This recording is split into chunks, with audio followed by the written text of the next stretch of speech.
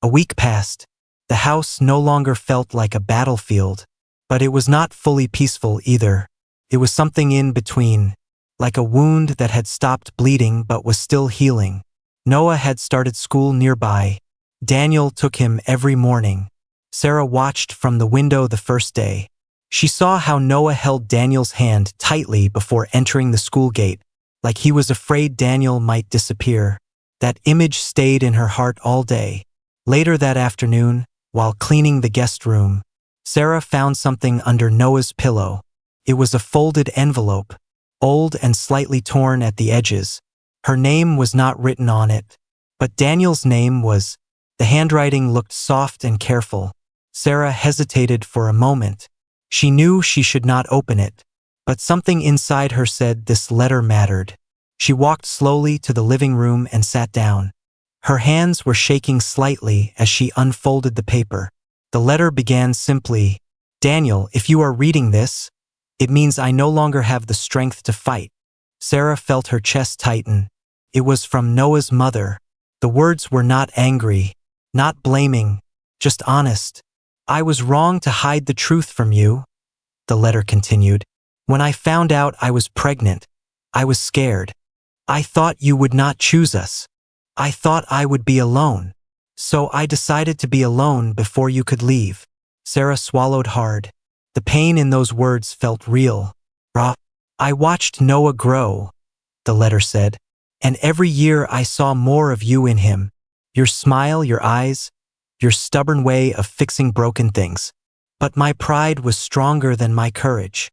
I did not want to admit I made a mistake." Tears rolled down Sara's face. The letter continued, "When I became sick, I finally understood that secrets only hurt the innocent. Noah deserves his father, and you deserve to know you have a son. I am sorry for the years you both lost, but please, do not let my mistake destroy your present. Love him. Forgive me. And if your wife is reading this too, I ask her for forgiveness as well." Sara could not breathe for a moment. The letter felt like a bridge between past and present, between pain and understanding. That evening, Daniel came home and found Sara sitting quietly with the letter in her hands.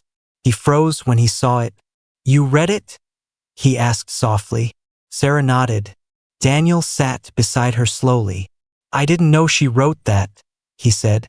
"She gave it to me the day she—" His voice broke. "I didn't have the courage to read it until now." Sara looked at him carefully. "I believe you," she said quietly. Daniel's eyes widened slightly. "You do?" "Yes," she replied. "I believe you did not know." The relief on his face was clear, like a heavy stone had been lifted from his chest. "I was so afraid of losing you," Daniel admitted. Sara looked toward the hallway where Noah's room was. "We were both afraid," she said softly. At that moment, Noah walked in slowly. He looked nervous. "Are you fighting again?" he asked. Daniel quickly shook his head. "No," he said. "We are talking." Noah stepped closer. "About my mom?" he asked carefully. Sara nodded gently. "She loved you very much," Sara said. Noah's eyes filled with tears. "I know," he whispered. "She always said love is not perfect, but it is real." Sara felt those words deep inside her heart. Love is not perfect, but it is real. She looked at Noah, then at Daniel, then back at the letter in her hand. "I think your mom made a mistake," Sara said softly, "but she tried to fix it before it was too late." Noah nodded slowly.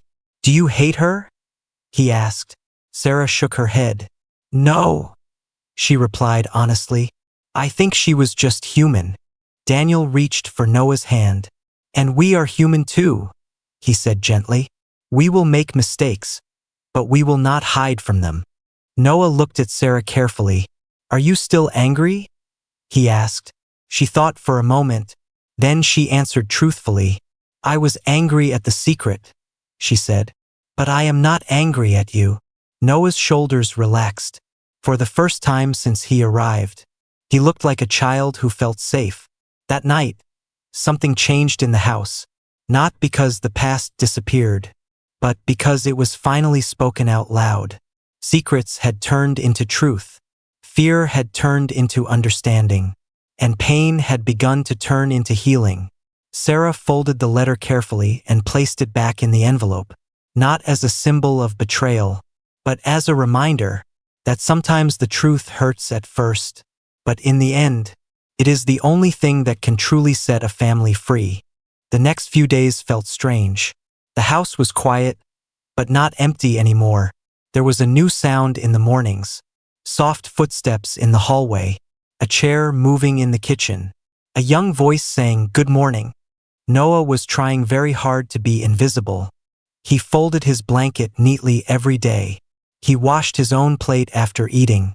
He spoke only when someone asked him something. It was like he was afraid to take up space. Sara noticed everything.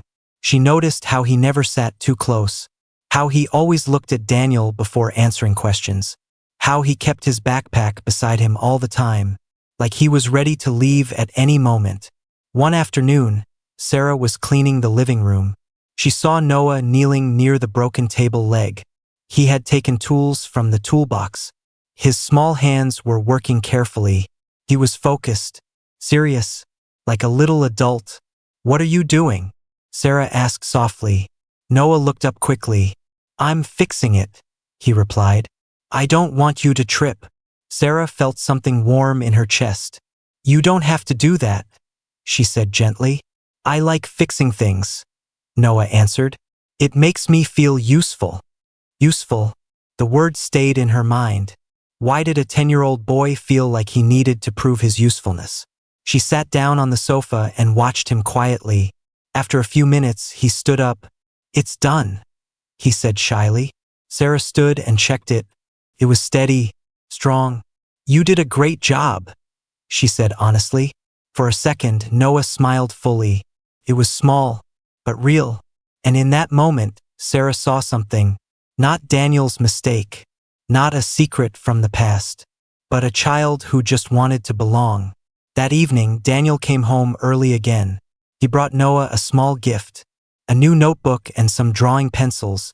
"I thought maybe you would like these," Daniel said softly. Noah's eyes lit up. "Thank you," he said. He looked happy, but careful, like he was afraid the happiness might disappear. After dinner, Sara went to the guest room to call Noah for tea. The door was slightly open. She heard him speaking softly.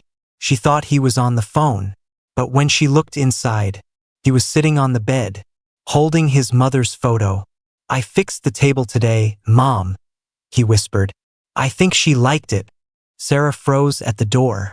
Her heart felt heavy and soft at the same time. "I'm trying to be good," Noah continued quietly. "I don't want them to send me away." Those words broke something inside her. Send me away. He was living every day with that fear. Sara stepped inside slowly. Noah quickly wiped his eyes. "I wasn't crying," he said fast. "It's okay," she replied gently. "You can cry." Noah looked at her carefully. "Do you wish I never came?" he asked suddenly. The question was direct, honest, and painful. Sara did not answer right away. She walked closer and sat beside him.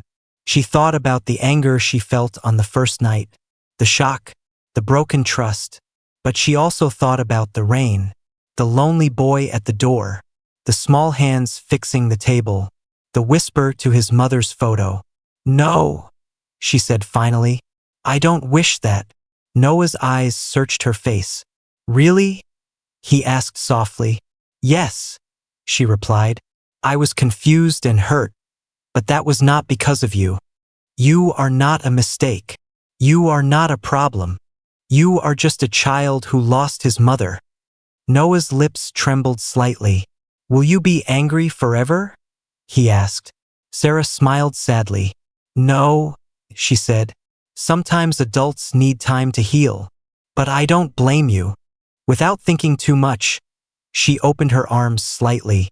It was not a big gesture, not dramatic, just simple. Noah hesitated for a second, then slowly moved closer. He rested his head against her shoulder. Very gently, like he was afraid she might push him away. Sara felt tears fill her eyes. She placed her hand on his back. And in that quiet room, something changed. It was not loud, not sudden, but deep. Her heart, which had been closed tightly for days, opened just a little. Later that night, Daniel saw them sitting together in the living room. Noah was showing Sara a small drawing he made. It was simple, 3 stick figures holding hands, under a house with a sun above it. Daniel's eyes became wet. Sara looked at him. Their eyes met again. This time there was less anger, less distance, more understanding. She was not ready to call herself his mother. Not yet, but something inside her had started to grow. Not because she had to, but because her heart chose to. And sometimes, love does not come in a perfect way. Sometimes it arrives in the rain, carrying a small backpack, and asking quietly to be let inside. That night, the house was quiet again. But this silence was not peaceful. It was heavy, like something was waiting to break. Noah was asleep in the guest room. The door was slightly open, a small night light glowing inside. Sara stood in the kitchen, washing dishes slowly. The sound of water filled the space between her and Daniel. Daniel was sitting at the table, his hands locked together, his head down. He knew the storm was not outside anymore. It was inside his marriage. Finally, Sara turned off the tap. She dried her hands carefully. Then she looked at him. "We need to talk," she said quietly. Daniel nodded. "I know." Sara sat across from him. The table between them felt like a wall. "How could this happen?" she asked. Her voice was calm, but her eyes were not. "I told you," Daniel replied softly. "I didn't know." "But you had a whole relationship before me," she said. "You never told me." Daniel looked up slowly. "It was painful," he admitted. "She left suddenly, and I was young." "So you decided to erase it?" Sara asked. "To erase a whole person from your past?" Daniel shook his head. "I didn't erase it. I just moved on." Sara laughed softly, but there was no joy in it. "You moved on, but your past just walked into our house." Daniel closed his eyes. "I never meant to hurt you." "But you did," Sara whispered. Her voice cracked slightly. "I feel like I don't know you completely anymore." Daniel's face showed fear now. Not fear of the secret, but fear of losing her. "Sara, please," he said softly. "I love you. Nothing changes that." "Everything changes," she replied. "There is a child sleeping in our guest room. Our life will never be the same." At that moment, a small sound came from the hallway. Both of them turned their heads. Noah was standing there. He had heard enough. His small hands were holding his backpack tightly. "I'm sorry," he said quickly. "I didn't mean to listen." Sara's heart dropped. "How long were you standing there?" Daniel asked gently. "Long enough," Noah replied. He looked down at the floor. "I don't want to break your family," he said softly. "If you fight because of me, I can leave." Daniel stood up immediately. "No," he said firmly. "You are not going anywhere." Noah's eyes were wet. "But this is your home," he whispered. "I don't belong here." Those words cut deeper than any argument. Sara looked at the boy carefully. She saw fear. She saw guilt. She saw a child who believed he was a mistake. Daniel walked closer to Noah. "You are my son," he said clearly. "You belong wherever I am." Noah swallowed hard. "But she doesn't want me here," he said quietly.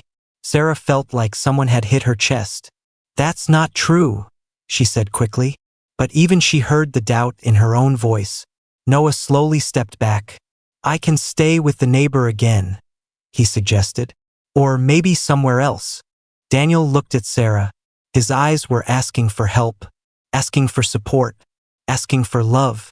Sara felt trapped between two truths. One truth was her pain.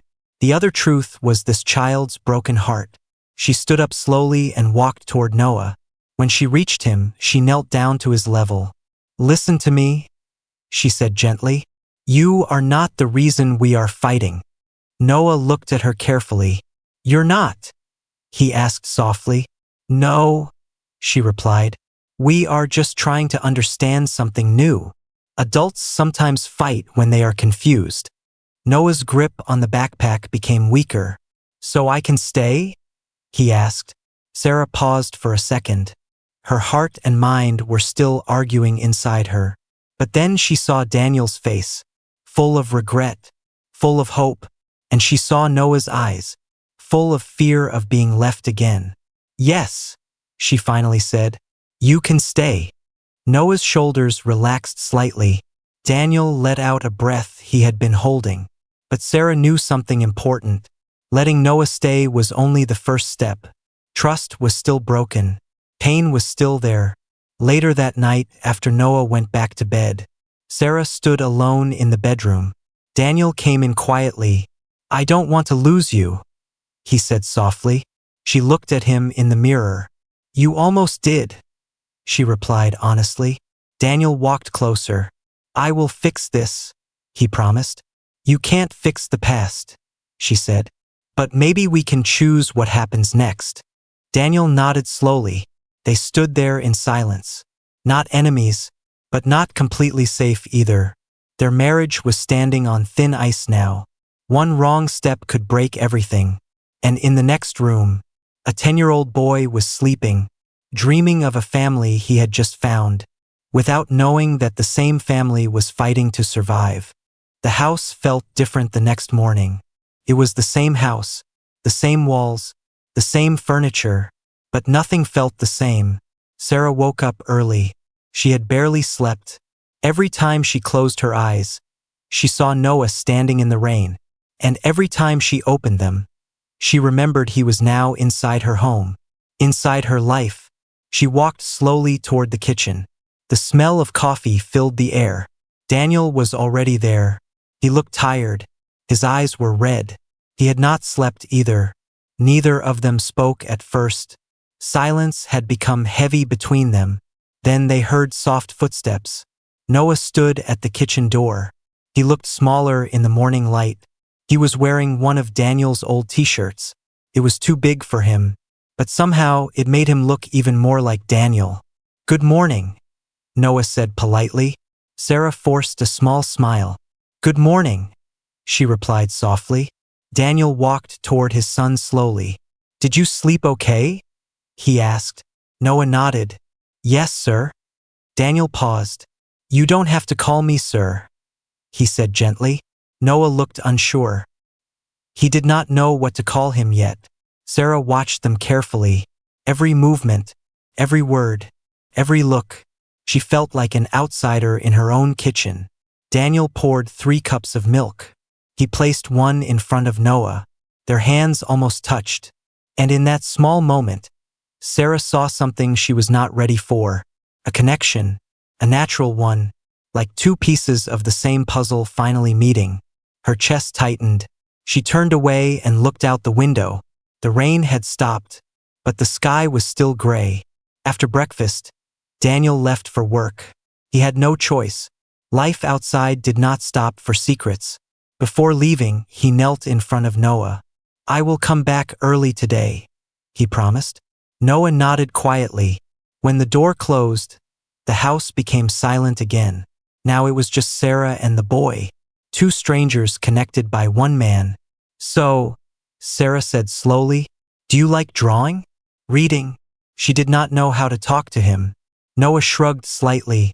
I like fixing things, he said softly. My mom used to say I was good with my hands. Sara nodded. That's nice. The conversation felt forced, uncomfortable. Noah walked around the living room carefully, looking at family photos on the wall.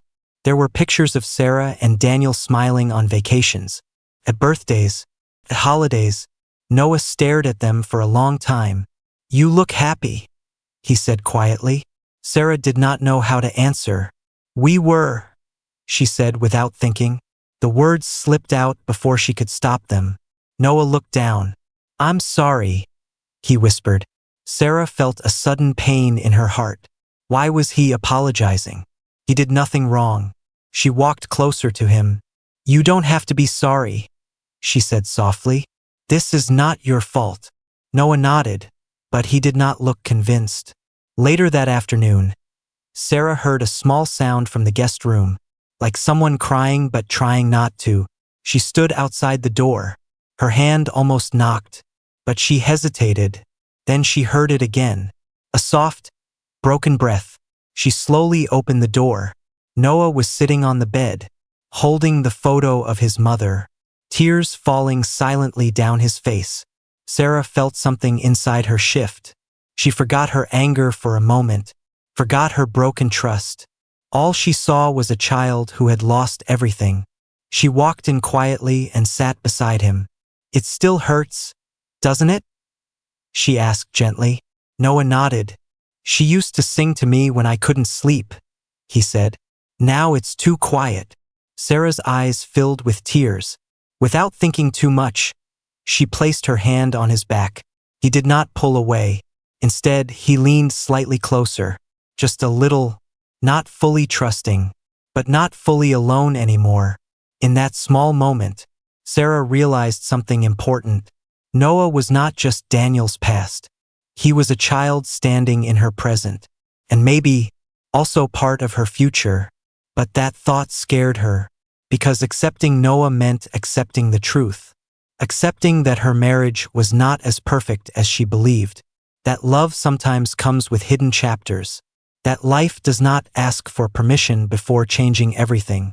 That night, when Daniel returned home early as promised, he found Sara and Noah sitting on the floor, looking through an old toolbox Daniel had kept in the closet. Noah's eyes were shining slightly for the first time. He was explaining how he could fix the broken table leg. Daniel stood there quietly, watching them, seeing something new, something fragile, something that could either grow or break completely. Sara looked up at her husband. Their eyes met. No words were needed. They both understood one thing clearly now. Noah was no longer just a surprise at the door. He was becoming a part of the house. And whether they were ready or not, the real test of their love had just begun. Daniel unlocked the front door at 10:37 that night. He was tired. His shirt was slightly wet from the rain. He stepped inside and closed the door quietly. Sara? He called out softly. No answer. The house felt strange. Too quiet. Too heavy. Then he saw them. Sara was standing near the staircase, and beside her stood a young boy. Daniel's eyes moved from Sara to the boy, then back to Sara again. His face lost all color. The bag fell from his hand. For a moment, no one spoke. The silence felt louder than the storm outside. Daniel, Sara said slowly, do you know this child? Daniel looked at the boy carefully. The boy looked back at him. There was fear in his eyes, but also hope. Daniel took one small step forward. His lips trembled slightly.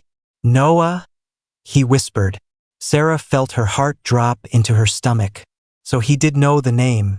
The boy nodded slowly. I found you, Noah said softly.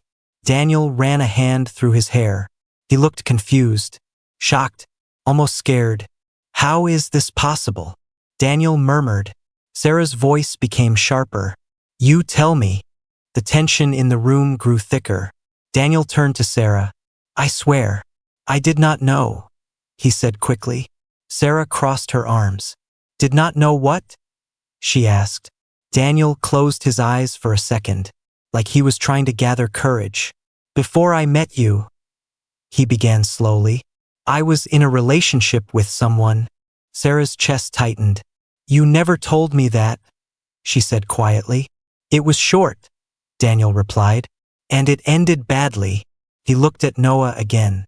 She told me she was leaving town, Daniel continued. She said she wanted a new life.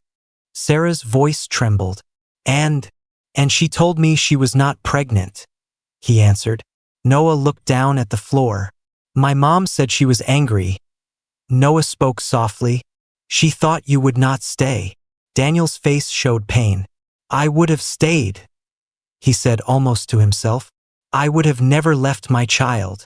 Sara watched him carefully. She was trying to see if he was lying, trying to see if this was another secret. But she never contacted you again? Sara asked. Daniel shook his head slowly. Never. Noah opened his backpack again. He pulled out a small box. Inside were old letters. Some had Daniel's name written on them, but they were never opened. My mom wrote these, Noah said. She never sent them. Daniel picked up one letter. His hands were shaking. He opened it carefully. The paper was old and yellow. He read silently for a few seconds. Then his eyes filled with tears. She was pregnant, he whispered. She was scared. Sara felt something break inside her. Not just because of the secret, but because she could see Daniel's pain. Why did she not tell you later? Sara asked quietly. Noah answered this time. She got sick. She found out she had cancer when I was 6. The word cancer hung in the air like smoke. She did not want to disturb your life, Noah continued. She said you were married now. She said maybe it was better this way. Sara felt her knees become weak. So this child grew up without a father. Because of fear. Because of pride. Because of silence. When did she? Daniel could not finish the sentence. Last week, Noah replied. I stayed with a neighbor for a few days. She gave me the letters and your address. She said I should find you. Daniel slowly sat down on the chair behind him. He looked lost, like a man who just discovered he had missed 10 years of his own life. Sara watched her husband carefully. She had never seen him like this. He looked broken, not guilty, not defensive, just broken. I promise you, Daniel said to Sara, I did not hide this from you. If I knew, I would have told you. Sara wanted to believe him, but her heart was fighting with her mind. This child was real. The secret was real. And now their marriage was standing on weak ground. Noah stood quietly between them, like a small bridge made of pain. I can leave if you want, Noah said softly. His voice was calm, but his eyes were scared. Daniel stood up quickly. No, he said firmly. You are not leaving. Sara looked at both of them. Her perfect life had cracked open in one single night. She felt betrayed by the past, afraid of the future, and unsure about the present. But one thing was clear. This was not just a visitor at the door anymore. This was blood. This was truth. And this was only the beginning of something much bigger than any of them were ready for. It was a cold and rainy night.